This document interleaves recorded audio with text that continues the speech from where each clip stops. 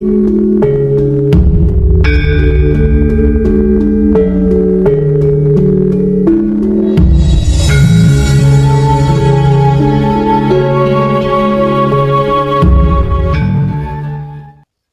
untuk panjenengan dari Bojonegoro Tuban yang masih pemula, ini sangat penting ya, sebagai ilmu pengetahuan tambahan.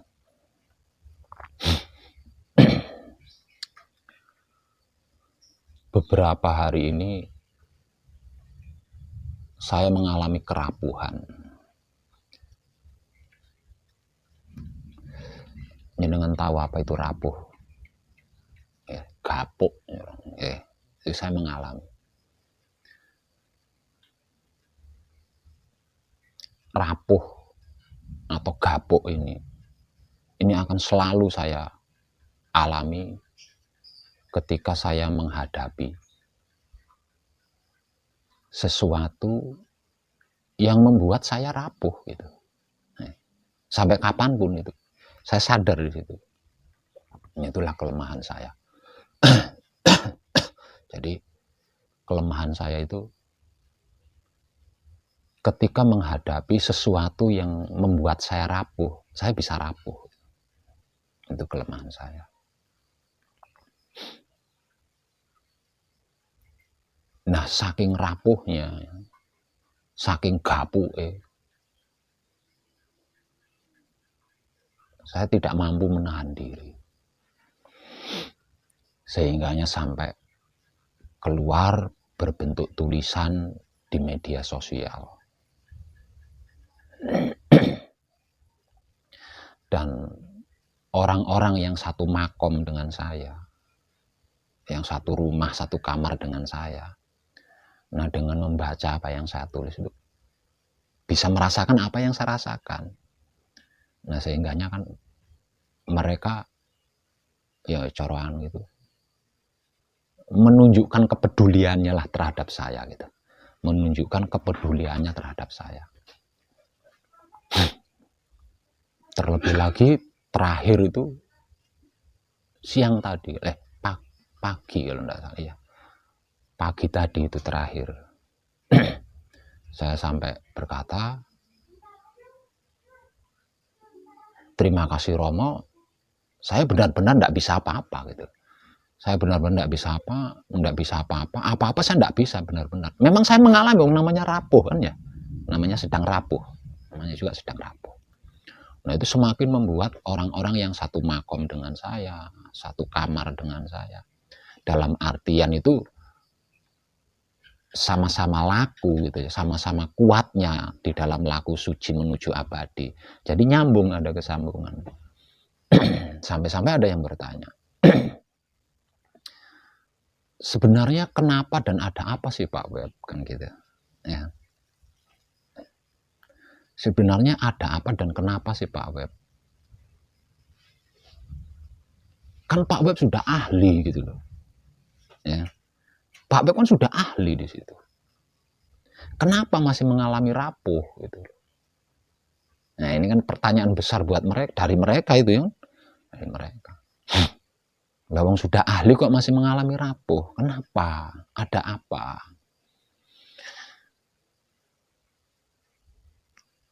Ya mungkin ini sebuah jalaran ya, sebuah jalaran dikarenakan tema saya itu tanpa tedeng aling-aling ya. Ya mungkin karena ini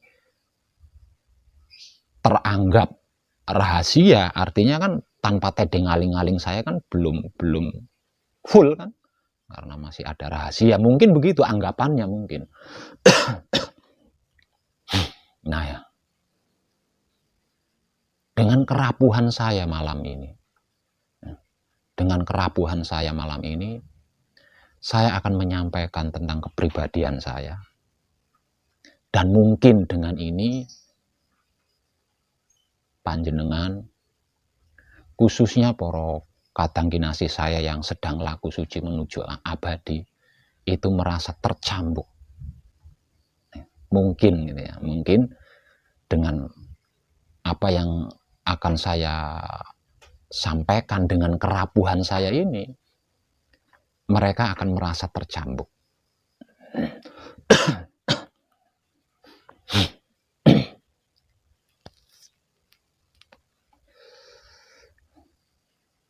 Nah, panjenengan cobalah menguatkan kesadaran agar bisa mengambil hikmah dari apa yang akan saya sampaikan nanti, sehingga nantinya panjenengan punya punya cambuk sendiri, duwe pecut dhewe sing iso dienggo mecut awake dhewe.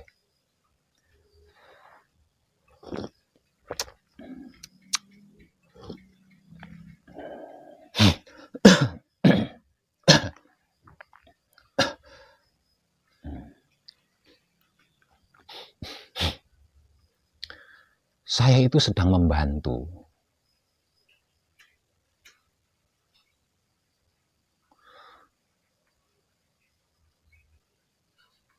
Jadi saya itu enggak bisa ya, masih belum layak juga tidak bisa disebut sebagai pejuang. Karena apa? Karena saya sekedar membantu. Membantu apa? Membantu para leluhur saya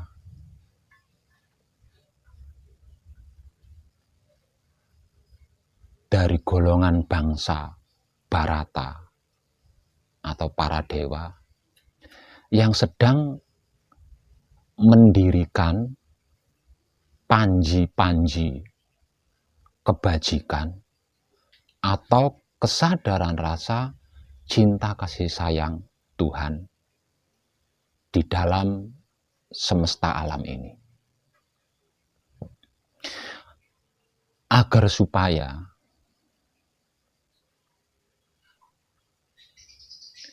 seluruh makhluk di bumi ini berada di dalam surga. Coba perhatikan, saya ulang. Saya sedang membantu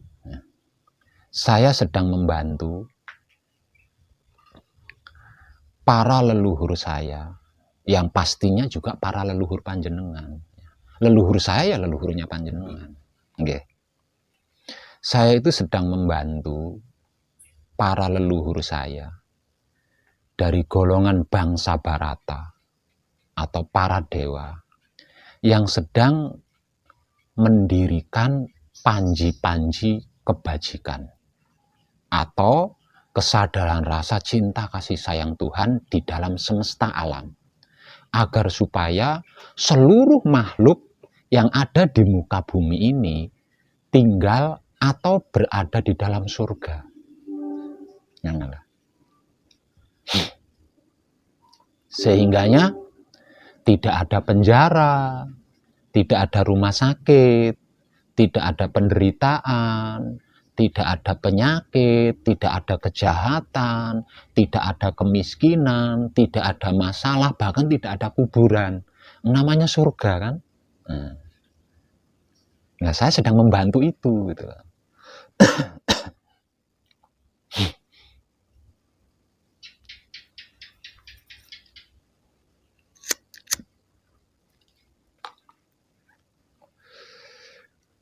Dan ini harus terjadi gitu.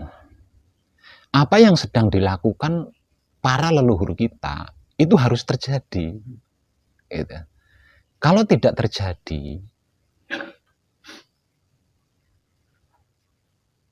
peralihan peradaban atau pergantian peradaban akan terjadi.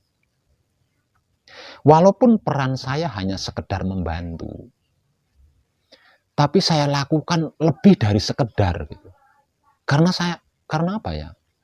Karena jika yang dilakukan oleh para leluhur saya ini tidak terjadi,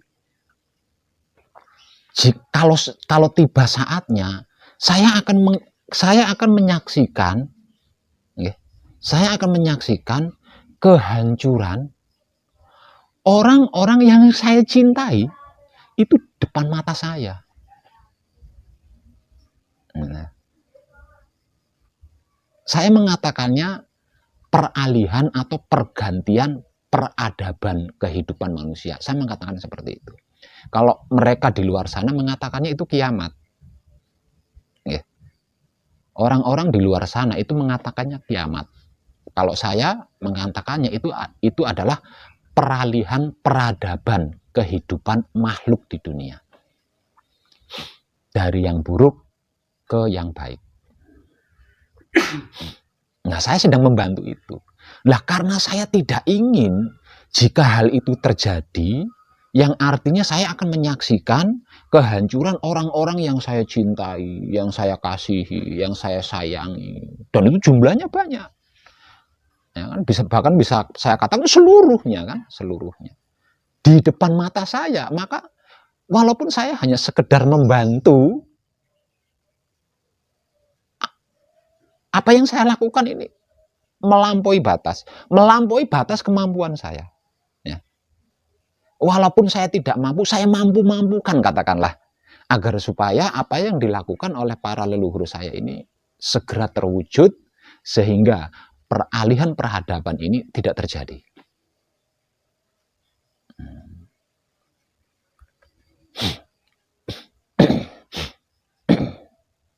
Saya sendiri nggak tahu apakah saya ini reinkarnasi dari seorang dewa kebajikan yang sengaja diturunkan ke dunia untuk mewujudkan panji-panji kebajikan atau kesadaran rasa cinta kasih sayang ini. Saya nggak tahu itu. Yang pasti yang saya rasakan di dalam peran saya membantu ini melampaui batas kemampuan saya.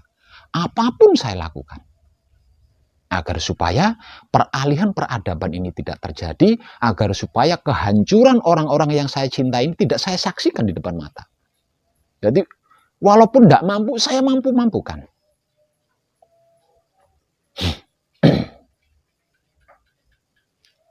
Dan ada yang lebih dari sekedar itu yang tidak bisa saya katakan secara umum. Namun garis besarnya adalah itu. Dan bisa dikatakan itu adalah cita-cita saya. Membantu mewujudkan apa yang dilakukan oleh para leluhur saya, mendirikan panji-panji kebajikan atau kesadaran rasa cinta kasih sayang Tuhan di dalam semesta, itu bisa dikatakan cita-cita saya. Dan cita-cita saya ini ternyata menjadi kelemahan saya, yang bisa membuat saya sewaktu-waktu rapuh gitu loh. Kalau menyaksikan, kalau berhadapan dengan sesuatu yang membuat saya rapuh.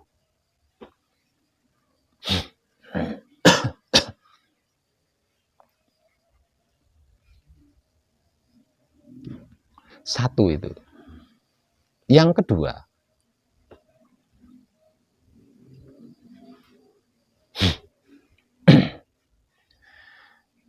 kenapa dan mengapa iman saya terhadap wahyu panca gaib tidak tergoyahkan? Nah, apapun itu tidak ada ya. Tidak ada sesuatu apapun yang bisa menggoyahkan iman saya terhadap wahyu panca gaib, yang tak lain dan tak bukan adalah sedulur papat kalimo pancer saya sendiri. Satu, dikarenakan saya sudah membuktikannya, sudah mengalaminya bertahun-tahun, Mas. Bertahun-tahun. Saya dalam keadaan manunggal jati itu sudah bertahun-tahun gitu loh. Artinya secara real, secara nyata saya sudah menikmatinya. Saya tahu gitu, tahu betul pengertiannya, pemahamannya, pengetahuannya, rasane piye, keadaane piye, hasilnya opo. Ini saya tahu betul lah, saya sudah bertahun-tahun mengalami hingga sekarang. Makanya saya tidak bisa tergoyahkan oleh apapun itu. Kokohnya batu karang di pantai masih bisa didoser, masih bisa diruntuhkan dengan granat atau dengan bom. Tapi iman saya terhadap Wahyu Pancagaib, walaupun raga saya hancur, tidak bisa berpindah. Artinya saya tidak akan tertarik dengan apapun selain Wahyu Pancagaib.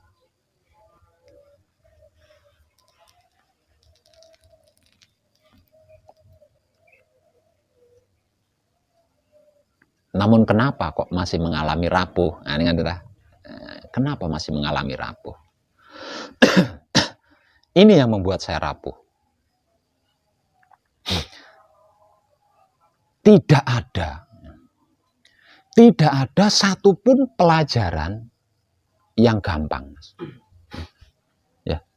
Tidak ada satupun pelajaran yang gampang, tidak ada satupun pelajaran yang mudah. Kalau pelajaran itu mudah, kalau pelajaran itu gampang, untuk apa belajar? Untuk apa belajar? Lawang gampang, mudah. Bisanya diistilahkan belajar karena belajar itu tidak gampang, tidak mudah.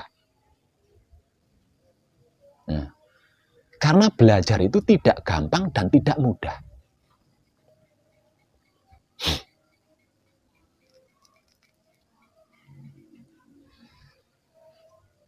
Agar supaya apa yang dilakukan oleh leluhur saya di dalam mendirikan panji-panji kebajikan segera terwujud,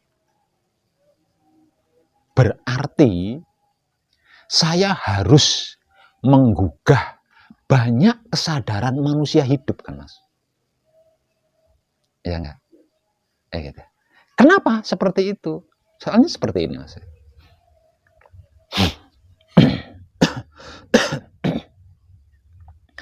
Kalau saya ingin menyenangkan anak saya ingin menyenangkan anak saya dengan cara mengajaknya jalan-jalan ke mall, ke supermarket, ke taman hiburan.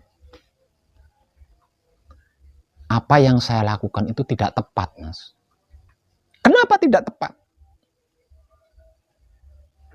Karena ketika saya mati, anak saya akan mengalami kesulitan untuk mendapatkan kesenangan tadi. Orang ngerti? Caranya supaya bisa masuk ke dalam mall, ke supermarket, taman hiburan itu bagaimana dan seperti apa? Mereka tidak tahu. Mereka tidak tahu. Gitu. Jadi, kalau saya ingin menyenangkan anak-anak saya dengan cara mengajak mereka jalan-jalan ke mall, ke supermarket, ke taman hiburan, nggak tepat. Karena apa? Karena mereka hanya akan mendapatkan kesenangan itu selagi saya masih hidup. Ya kan? Karena dengan saya masih hidup, saya bisa mengajak mereka jalan-jalan ke mall, supermarket, taman hiburan. Kalau saya sudah mati, siapa yang akan mengajak jalan-jalan ke supermarket? Sementara mereka tidak tahu caranya datang ke supermarket, ke taman hiburan. Jadi kalau memang saya sayang sama anak dan ingin menyenangkan anak, yang saya lakukan adalah mengajari keahlian, Mas. Mengajari keahlian. Sehingganya anak yang saya sayangi itu, dengan keahliannya, dia bisa berusaha. Atas usahanya, dia bisa menghasilkan uang. Lah, dengan uang yang dia hasilkan, dia bisa jalan-jalan ke mall, supermarket, taman hiburan. Walaupun saya sudah mati. Kira-kira gitu enggak?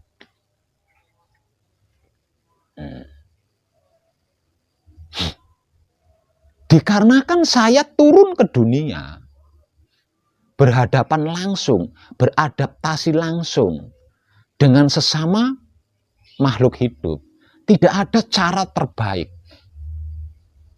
selain menggugah banyak kesadarannya manusia hidup. Agar nanti ketika surga itu tercipta, dia tahu ini surga. Ini surga yang harus saya pertahankan.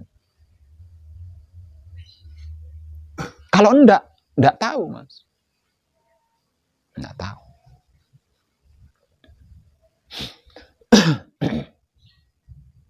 Semakin banyak yang tergugah kesadarannya, semakin cepat panji-panji kebajikan atau kesadaran rasa cinta kasih sayang yang sedang didirikan oleh para leluhur kita terjadi. Setelah itu, kita tidak akan pernah lagi bermasalah. Apapun bentuknya. Lawang ning surga.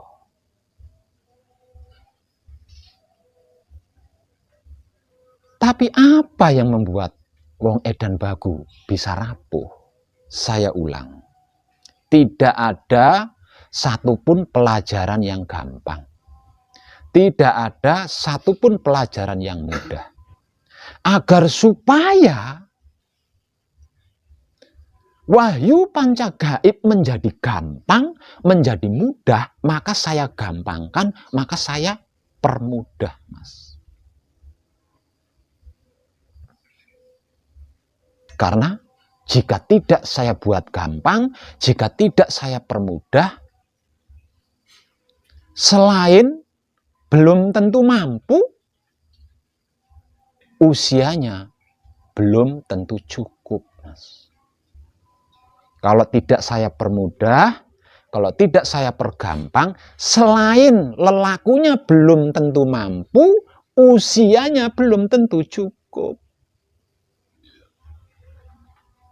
Dikarenakan pembelajarannya itu sulit, rumit, membutuhkan waktu panjang, ekstrim, saru,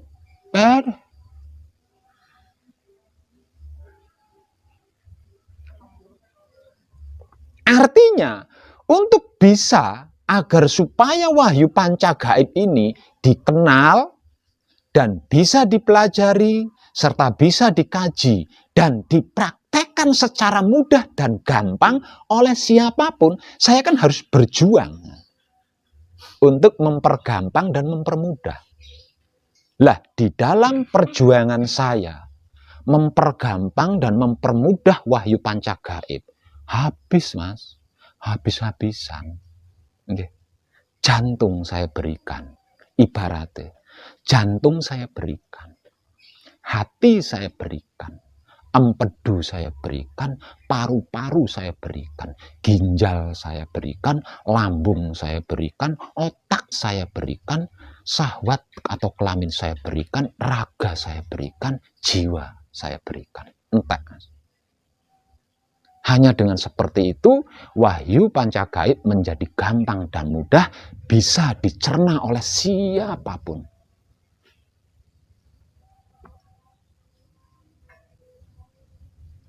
Lah, teknik mempermudah dan mempergampang wahyu panca gaib inilah yang menjadi penyebab kerapuhan saya.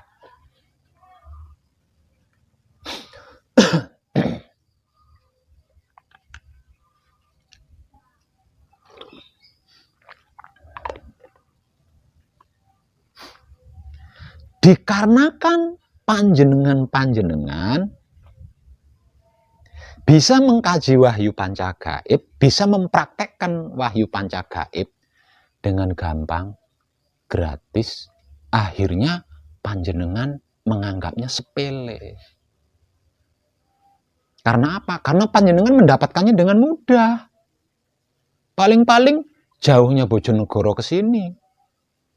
Mudah toh? Nah, karena mendapatkannya dengan mudah, karena mendapatkannya dengan gampang, panjenengan tidak bisa menghargai. Panjenengan meremehkan. Lah, saya yang habis-habisan mengetahui panjenengan yang meremehkan, kan saya meneteskan air mata, Mas. Coba kalau panjenengan ada di posisi saya. Kan saya meneteskan air mata. Saya habis-habisan loh, agar supaya panjenengan bisa melakukannya dengan mudah. Itu yang membuat saya rapuh.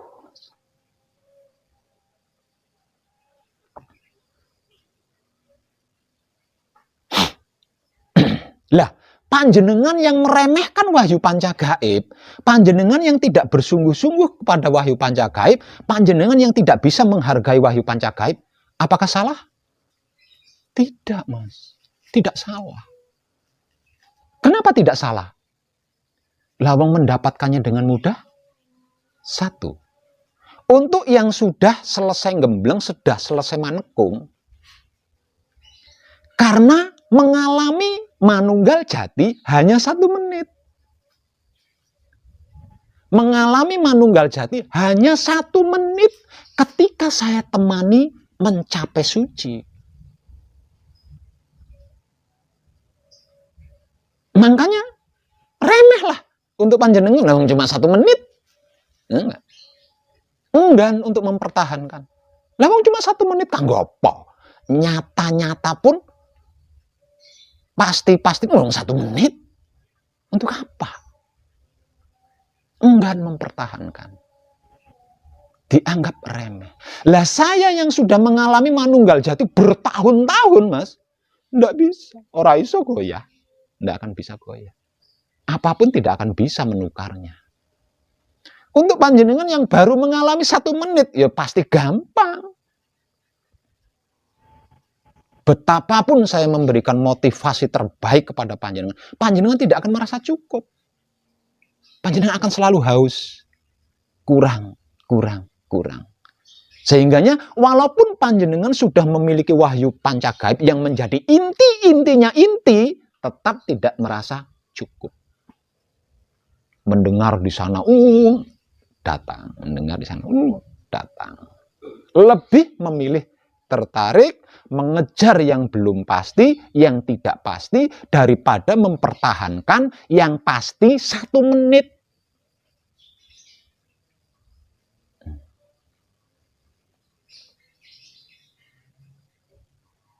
Saya bisa seperti ini, awalnya juga sama, 1 menit, mempertahankan 1 menit. 1 menit ini kalau dipertahankan 1 hari, jadi 1 hari kan, Mas?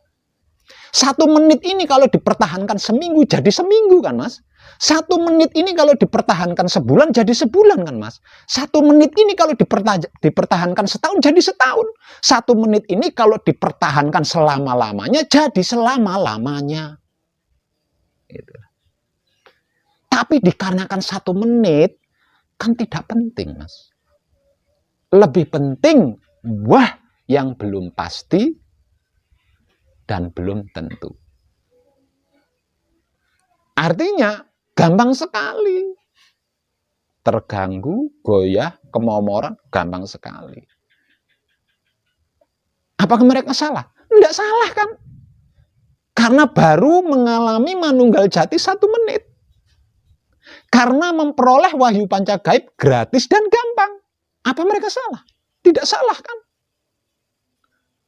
Saya sangat menghargai wahyu pancagaib. Saya sangat kekeh dengan wahyu pancagaib. Dikarenakan saya tidak gratis mendapatkannya. Tidak gampang mendapatkannya. Dan mengalami manunggal jati selama bertahun-tahun, Mas. Sehingganya saya punya kemampuan untuk bisa mempermudah pelajaran wahyu pancagaib.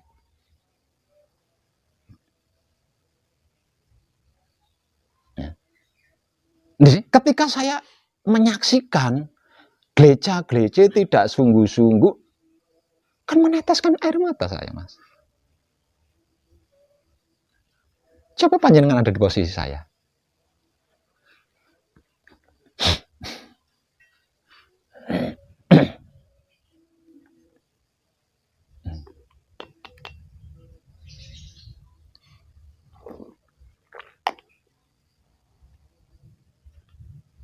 Jadi ketika saya mengetahui ada yang gereja-gereja, ada yang tidak sungguh-sungguh aja, ada yang main-main, itu keungkap semua, Mas. Apa yang saya lakukan itu keungkap semua.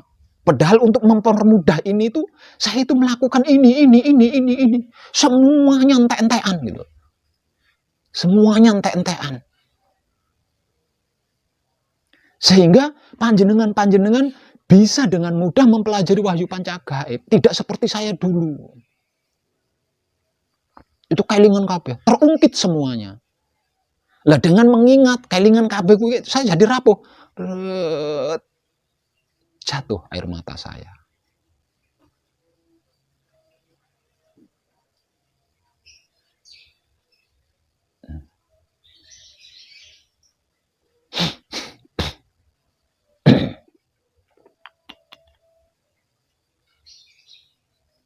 Tidak semua orang, Mas.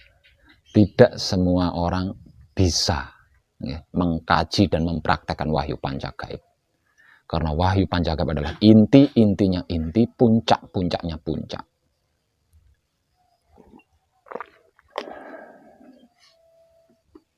Tapi dalam kenyataannya ada ribuan saudara-saudari kita bisa mengkaji wahyu pancagaib, bisa mempraktekkan wahyu pancagaib. Karena apa? Karena saya permudah, pergampang, Mas. Dikarenakan mereka tidak menyaksikan apa yang saya lakukan adalah habis-habisan, ya mereka tidak menganggap penting. Tidak bisa menghargai, tidak bisa mempertahankan. Terkecuali jika dia tidak egois. Dalam artian tidak memikirkan dirinya sendiri. Tapi juga memikirkan kesempurnaan bagi 7 keturunannya ke kanan. 7 keturunannya ke kiri. 7 keturunannya ke depan, ke belakang, ke atas, ke bawah. Baru paham dengan apa yang saya perjuangkan. Tapi kalau masih memikirkan kepuasan diri pribadinya sendiri, kumat-kumatan, betapapun, tetap kumat mana, kumat mana, kumat mana. Apalagi yang sedang bersama saya di sini. Yang tidak sedang bersama saya di sini, yaitu di rumahnya masing-masing.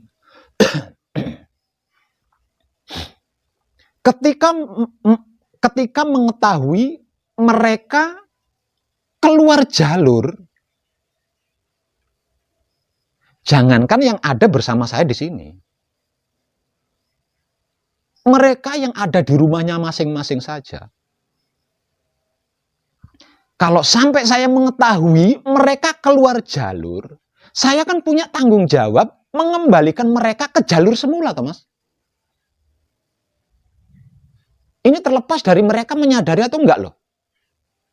Caranya ada banyak cara.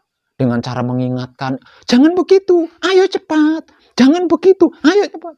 Ada banyak upaya. Salah satunya seperti itu kan. Saya harus mengingatkan, saya harus memotivasi, saya harus memberikan inspirasi-inspirasi agar supaya dia bisa kembali lagi ke jalur semula yang asli.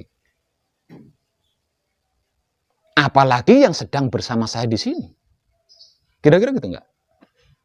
Nah, kalau setiap hari, setiap saat saya selalu seperti ini, apa enggak rapuh saya, Mas? Saya harus melayani siapapun yang datang menekung, datang gembleng dengan cara merajakan. Di sisi lain, saya harus mengembalikan si A ke jalur yang asli, mengembalikan si A ke jalur semula, mengembalikan si A ke jalur. Coba panjenengan ada di posisi saya.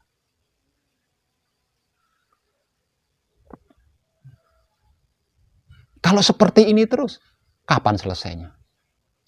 Nggak ada selesainya, Mas. Nggak ada selesainya.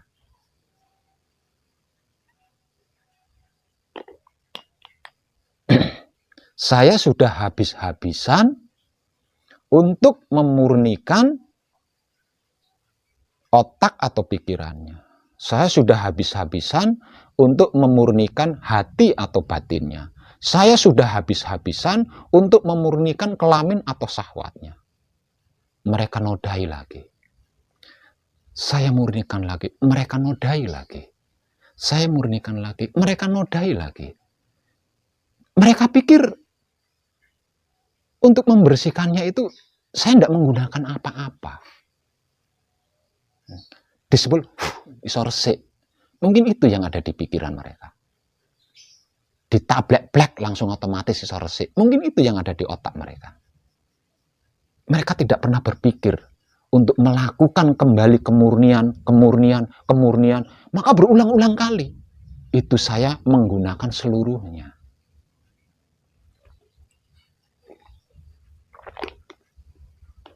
Apakah mereka salah? Enggak, Mas. Mereka masih belajar.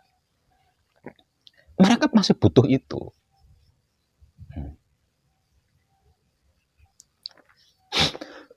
Sehingganya wahyu pancagaib itu tidak cukup. Malah justru membosankan. Malah membosankan. Nah, karena bosan ini tadi, sehingganya butuh motivasi lain dari luar. Butuh inspirasi lain dari luar. Nah, di sini ponco gaib. Soalnya saya hanya punya ponco gaib. Jadi apapun bentuknya ya tetap ponco gaib. Nggak ada yang lain. Nah, bosan, jenuh.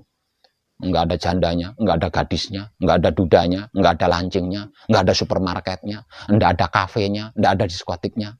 Membosankan, ponco gaib neh. Karena bosan, carilah hiburan keluar. Carilah pelampiasan keluar. Mencari motivasi keluar. Mencari inspirasi keluar. Semuanya sebenarnya keluar. Jadi remehkan wahyu pancagaib. Padahal wahyu pancagaib itu puncaknya puncak.